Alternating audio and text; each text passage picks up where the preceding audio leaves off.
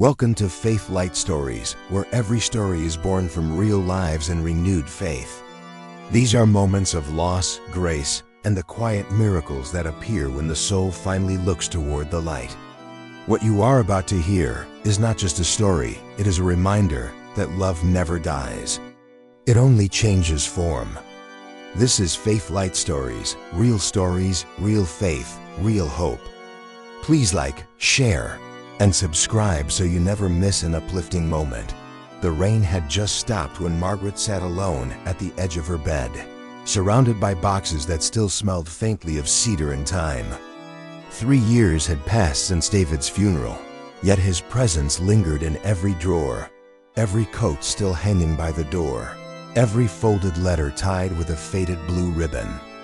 She had promised herself she would let go, but every time her fingers touched those envelopes, something inside her refused. They had written to each other through decades of marriage postcards from business trips, notes tucked into lunches, long letters from the years he worked overseas. They were her lifeline once. Now they were her ache. That morning, when sunlight finally broke through the clouds, she decided it was time. She carried the box out to the porch, where a small metal bin waited beside a pile of wood she'd never used. The air was cool, clean, and still heavy with the scent of rain. One by one, she placed the letters into the bin. The edges of each envelope brushed her fingertips like tiny farewells. She struck a match and watched the flame catch, soft and golden at first, then hungry and wild. Paper curled into ash, words disappeared into smoke. She thought it would bring relief, but as the fire grew, she felt something deeper, a hollowness she couldn't name. When the last corner turned black, she whispered, "Goodbye, my love." For a long time, she watched the smoke twist into the sky until it vanished into the pale morning light. She went inside, washed her hands, and made tea. But the silence felt heavier than before. The house, once filled with the hum of laughter and the rhythm of daily life, seemed to echo with memories. The teacup clinked against its saucer, and even that sound reminded her of evenings when David would join her at the kitchen table, pretending to read while secretly watching her every move. She closed her eyes and could almost hear him again, his low voice teasing her gently. "You make the world quieter when you smile." That night, she dreamed of David, his gentle smile, the way he used to hum when he cooked, the sound of his pen scratching on paper. In her dream, he stood at the edge of the porch, light behind him, and said nothing. But his eyes spoke of peace. When she woke, her pillow was damp with tears. Something inside her said, "Go look again." She stepped out to the porch, barefoot, the air cool against her skin. The ashes were gray and soft, but near the edge of the bin, something white glimmered faintly under the soot. She reached in carefully and pulled out a single folded sheet, edges singed but words still visible. Her hands trembled as she read. It wasn't one of their old love letters. It was something else, something he had written near the end of his life but never sent. The handwriting was slower, uneven. "My dearest Margaret," it began. "If you ever find this, know that I prayed for you every day. Not for your happiness, but for your peace. I asked God to hold you when I could not. I know you think faith is for the hopeful, but it's also for the broken. And when you feel lost, light a candle and remember, this love never dies. It only changes form." She sank to her knees on the porch, the letter pressed to her heart. For the first time in years, she whispered his name aloud. And it didn't feel like goodbye. The next morning, she found herself standing outside the small white church on the corner, the same one she and David had passed every Sunday but never entered. Her heart pounded as she pushed open the door. The faint scent of wood polish and candle wax filled the air. Sunlight streamed through the stained glass, coloring the empty pews in warm shades of gold and blue. She sat near the back, her hands still holding the letter. The pastor's voice was soft but clear, speaking of forgiveness, of how God reaches us not through thunder, but through whispers.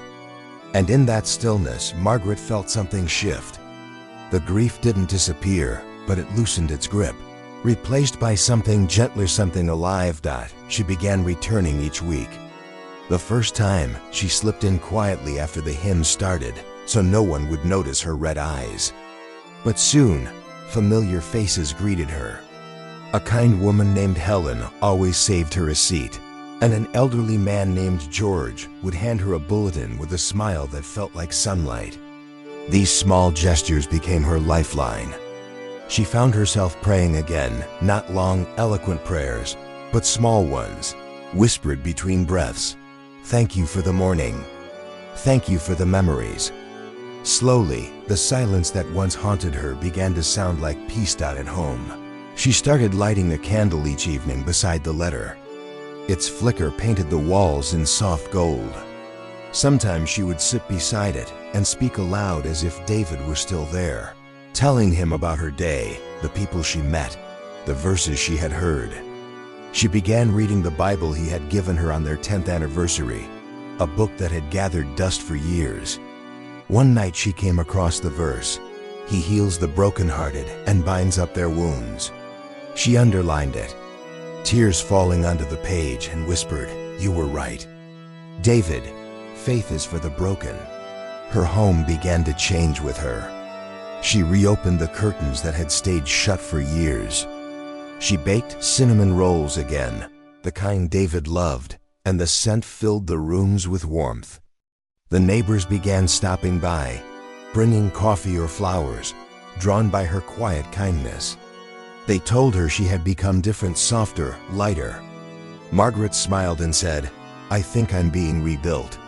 One afternoon, while dusting the shelves, she found an old photo of them together, young and laughing. Their faces smudged with paint from the day they'd painted their first house. She placed it beside the surviving letter on the mantel and lit a candle next to it. The flame flickered gently, like a heartbeat. That evening, she wrote a new letter, not to David, but to God. She thanked him for the years she'd had, for the love that shaped her, for the letter that somehow survived the fire. She wrote until tears blurred her vision, ending it simply, "Thank you for finding me through him." Months later, she joined the church choir. Her voice was shaky at first, but the others sang around her, carrying her sound until it found its strength. One Sunday, the pastor asked if anyone had a testimony to share. Margaret hesitated, then stood, clutching the letter. Her voice trembled but did not break. "I burned my husband's letters to let go of the past," she said softly, "but one survived. I thought it was chance, but I know now it was grace.